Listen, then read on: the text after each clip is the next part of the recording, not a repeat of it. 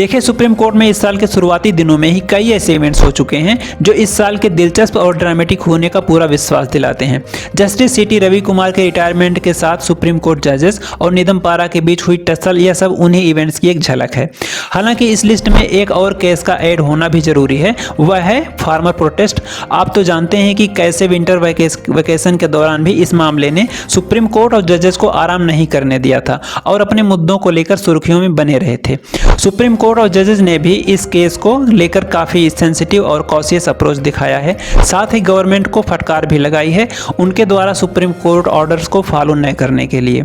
इस continuous hearing के चलते 6 जनवरी यानी कि सोमवार को सुप्रीम कोर्ट में एक महत्वपूर्ण हियरिंग हुई जो एक तरफ से बहुत संवेदनशील मुद्दों को छू रही थी और दूसरी तरफ से एक नई उम्मीद का संदेश भी दे रही थी। मुद्दा था पंजाब हरियाणा बॉर्डर पर चल रही किसानों के प्रोटेस्ट और बीकेयू सिद्दीपुर के लीडर जगजीत सिंह धालीवाल के बिगड़ते स्वास्थ्य का। यह केस न सिर्फ कानूनी बल्कि मानवीय नजरिए से भी काफ़ी ज़्यादा सिग्निफिकेंट है। हियरिंग के दौरान पंजाब की तरफ से सीनियर एडवोकेट कपिल सिब्बल ने बताया कि उन्होंने किसानों को सुप्रीम कोर्ट द्वारा बनाई गई हाई पावर्ड कमेटी के चेयरपर्सन जस्टिस रिटायर्ड नवाब सिंह से मिलने के लिए राजी कर लिया है। सिब्बल ने कहा कि किसी तरह हम विरोध कर रहे लोगों को दोपहर 3 बजे तक न्यायमूर्ति नवाब सिंह से मिलने के लिए मनाने में सफल रहे। आज हमें उम्मीद है कि सफलता मिलेगी। कोर्ट ने इस डेवलपमेंट पर अपनी आशा व्यक्त करते हुए कहा that we pray and hope better sense prevails. यह सुनवाई एक बड़े मुद्दे के आगे बढ़ने की तरफ एक छोटे पर जरूरी कदम को दिखाती है। हियरिंग के पीछे एक संवेदनशील पहलू जगजीत सिंह धालीवाल के बिगड़ते स्वास्थ्य का था। 26 नवंबर से Dhaliwal past upon two death पर हैं, जिसमें उनकी मांग मिनिमम सपोर्ट प्राइस यानी कि एमएसपी को स्टैट्यूटरी गारंटी दिलाना और किसानों के अन्य मुद्दों को समाधान दिलाना है। वह कैंसर के पेशेंट हैं और अब उनका हेल्थ स्टेटस इतना खराब हो गया है कि वह पानी भी लेना बंद कर चुके हैं। पिछली हियरिंग में सुप्रीम कोर्ट ने पंजाब सरकार को ऑर्डर दिया था कि धालीवाल को या तो मेकशिफ्ट हॉस्पिटल जो प्रोजेक्ट साइट से 700 मीटर दूर सेटअप किया गया था या किसी अन्य हॉस्पिटल में शिफ्ट किया जाए, लेकिन फार्मर्स के रेजिडेंस के कारण यह ऑर्डर अब तक इंप्लीमेंट नहीं हो सका। कोर्ट ने यह भी क्लैरिफाई किया था कि उनका ऑर्डर धालीवाल का पास्ट तोड़ने के लिए नहीं है बल्कि उनकी हेल्थ की मॉनिटरिंग के लिए है। पंजाब सरकार ने एक कंप्लायंस रिपोर्ट फाइल करते हुए कहा था कि फार्मर्स के रेजिडेंस के कारण फिजिकल जॉसलिंग और कोलेट डैमेज का खतरा है। इसी वजह से अब तक ऑन साइट मेडिकल असिस्टेंट दी जा रही है। 31 दिसंबर को बताया गया कि नेगोशिएटर्स को प्रोटेस्ट साइट पर भेजा गया था और फार्मर्स का कहना है कि अगर सेंटर इंटरवीन करें तो धालीवाल मेडिकल एड लेने के लिए तैयार हैं। पर सवाल यह उठता है कि क्यों सेंटर धालीवाल या फार्मर से मिलना नहीं चाहती और इस मुद्दे को अवॉइड कर रही है।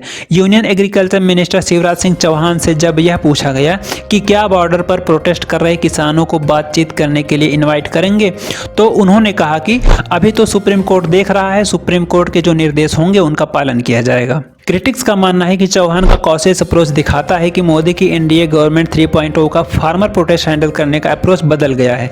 पहले मोदी गवर्नमेंट 2.0 में उन्होंने एक्टिवली एजिटेटिंग फार्मर्स के साथ बातचीत किया था, लेकिन अब लगता है कि वह इस इशू से दूर जा रहे हैं।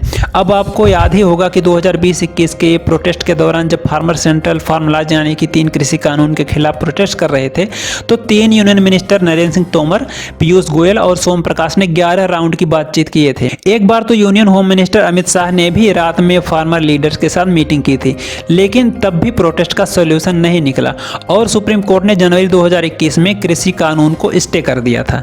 नवंबर 2021 में प्राइम मिनिस्टर नरेंद्र मोदी ने 3 कृषि कानून को रिपील कर दिया था। फरवरी 2024 से पंजाब हरियाणा बॉर्डर पर संयुक्ता किसान मोर्चा, नॉन पॉलिटिकल और किसान मजदूर मोर्चा प्रोटेस्ट कर रहे हैं, लेकिन सेंटर उन्हें इंगेज करने से किनारा कर रही है। फार्मर अब भी एमएसपी को लीगल स्टेटस और फार्म डेब वेबर्स जैसी डिमांड पर अड़े हैं। हालांकि चौहान ने फार्मर्स के लिए ओपन इनविटेशन रखा है हर ट्यूसडे मीटिंग के लिए और स्टेट एग्रीकल्चर मिनिस्टर के साथ एक मीटिंग का राउंड भी किया है, लेकिन प्रोटेस्ट कर रहे फार्मर्स के साथ अब तक कोई मीटिंग नहीं हुई है। इसी के साथ एक और अपडेट जो इस मामले में सामने आई है वह सुप्रीम कोर्ट द्वारा बनाई गई हाई पावर्ड कमेटी के लॉजिस्टिक सपोर्ट से जुड़ी हुई है। सुप्रीम कोर्ट की हाई पावर्ड कमेटी जो शंभू बॉर्डर और किन्नौरी बॉर्डर पर चल रहे किसान आंदोलन और फार्मिंग क्राइसिस सक्सेस की ओर देख रही है, उसने पंजाब और हरियाणा सरकारों के सामने लॉजिस्टिक सपोर्ट के लिए 2.5 करोड़ रुपए का बिल रखा है। कमेटी के सोर्सेज के मुताबिक हरियाणा सरकार ने यह अमाउंट क्लियर कर दिया है, लेकिन पंजाब सरकार अब तक पेमेंट नहीं कर पाई है। पंजाब के एक सरकारी अधिकारी ने बताया कि एग्रीकल्चर डिपार्टमेंट ने यह फाइल चीफ मिनिस्टर भगवंत मान के ऑफिस में भेजी है। अधिकारी ने कहा 2.5 करोड़ रुपए की रकम काफी ज्यादा है, अधिकारी अपने स्तर पर निर्णय नहीं ले सकते।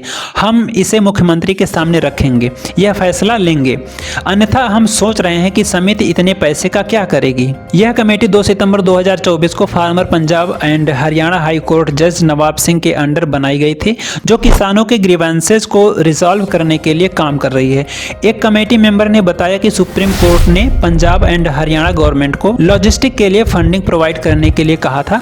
मेंबर ने कहा जबकि वाहन भी हरियाणा सरकार द्वारा उपलब्ध कराए जाते हैं, समिति को ईंधन, सहायक शोधकर्ता, टाइपिस्ट और अन्य कर्मचारियों की भी आवश्यकता है। हम बैठकें करते हैं, हम विशेषज्ञों को बुलाते हैं और उनके रहने खाने की व्यवस्था करते हैं। इन सब के लिए पैसे की जरूरत होती है। इसके अलावा यह शीर्ष अदालत ही थी जिसमें दोनों राज्यों की सरकारों से समिति को रसद सहायता के लिए धन देने के लिए कहा था। उन्होंने यह भी बताया कि एक मीटिंग के दौरान यह इशू डिस्कस हुआ था। उन्होंने कहा उस समय हरियाणा के एक अधिकारी ने कहा था कि उन्हें पूरा खर्च उठाने में कोई आपत्ति नहीं होगी, लेकिन बड़े भाई पंजाब को यह पसंद नहीं आएगा, इसलिए बिल को 50-50 के अनुपात में दोनों सरकारों के सामने रखा गया है।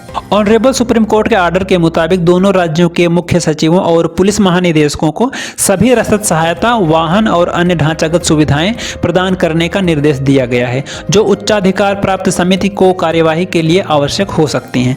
इस संबंध में दोनों राज्यों के मुख्य सचिवों और पुलिस महानिदेशकों को उच्चाधिकार प्राप्त समिति के अध्यक्ष से परामर्श करने और आवश्यक कार्रवाई करने का निर्देश दिया जाता है। ऑर्डर में यह भी मेंशन है कि उच्चाधिकार प्राप्त समिति के अध्यक्ष और सदस्यों को दिए जाने वाले मानदेय, उन्हें सौंपे गए कार्य की मात्रा या दोनों राज्यों के बीच व्यय के बंटवारे को ध्यान में रखते हुए जैसे सहायक मुद्दों पर हमारे द्वारा परामर्शक से विचार किया जाएगा। उच्चाधिकार प्राप्त समिति के अध्यक्ष और सदस्य और दोनों राज्य सरकारें। कमेटी के एक सोर्स ने बताया है कि उन्होंने अक्टूबर के एंड में पंजाब गवर्नमेंट को एक लेटर भेजा था, जिसमें डिस्कस किया गया था कि लॉजिस्टिक कॉस्ट दोनों राज्यों की सरकारें मिलकर शेयर करेंगी। 2 महीने बीत गए, लेकिन पंजाब गवर्नमेंट ने अब तक कुछ पेमेंट नहीं किया है। सोर्सेज के मुताबिक उन्होंने एक लेटर चीफ सेक्रेटरी को भी भेजा है, जिसमें 5 करोड़ की डिमांड की गई थी दोनों स्टेट को शेयर करने के लिए।